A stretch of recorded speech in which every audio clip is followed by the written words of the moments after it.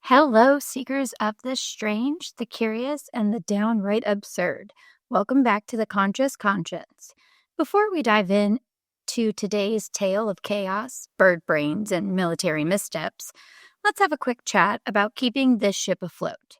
The Conscious Conscience Media House thrives thanks to listeners like you. We appreciate every listen and share. If you want to support us more, visit our website to support us through donations or snag some merch. We've got everything from t-shirts to mugs to notebooks for plotting your own improbable rebellions. Every bit helps us keep unearthing the weird and wonderful for you and take steps to expand our mission of bringing consciousness, critical thinking, and truth to everyone we can. All right, so back to the episode. Now let me take you back to the year 1932. Picture it. Australia, the land of kangaroos, Vegemite, and military operations against flightless birds. That's right, folks. Today we're talking about the Great Emu War, a conflict so ludicrous it makes any conspiracy theory seem almost reasonable. Here's the setup. It's the early 1930s, and Australian farmers are struggling after the Great Depression. If that wasn't enough, a plague of 20,000 emus descends upon their farmland. These birds aren't just visiting. They're having an all-you-can-eat crop buffet. The farmers, understandably panicked, turned to the Australian government, and the government, in turn, brought in the military. Yes. This was no ordinary pest control effort. This was war.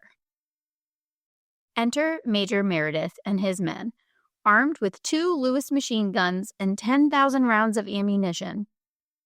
The plan was simple: eliminate enough emus to scare the rest away. But, as it turns out, emus had no intention of surrendering. Instead, they became the most unlikely tactile geniuses in history. Imagine this. The soldiers line up, guns ready, and the emus scatter in all directions. They ran in zigzags, making it nearly impossible to hit them. Some accounts even describe them as working in small, coordinated groups to outmaneuver the soldiers. It was like watching a feathered version of guerrilla warfare. And the emus were winning.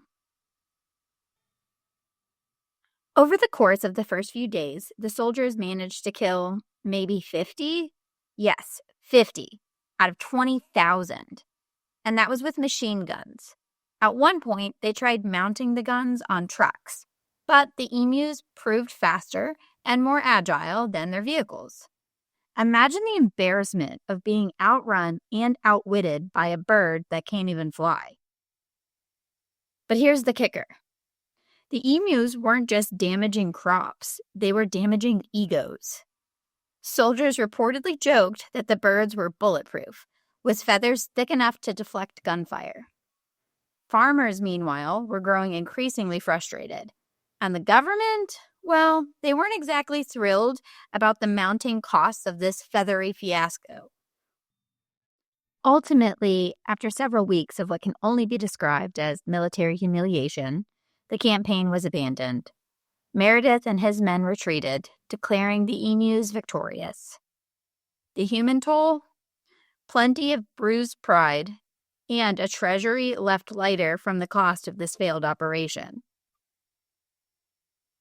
Now here's a fun twist.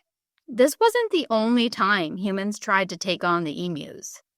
In later years, local governments resorted to offering bounties for emu carcasses, a much cheaper and, frankly, more effective approach. But nothing quite compares to the sheer absurdity of the 1932 campaign.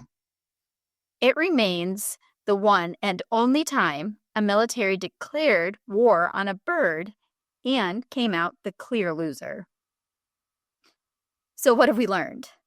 First, never underestimate a flightless bird with a top speed of 30 miles per hour and a knack for chaos.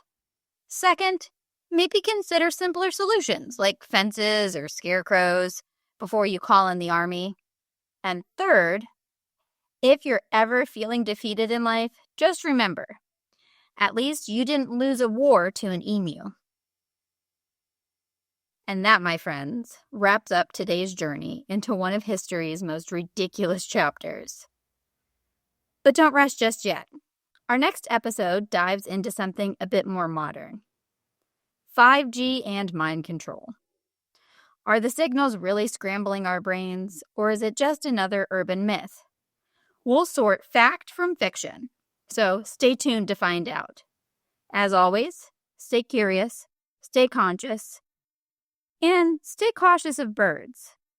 We'll see you in the next episode.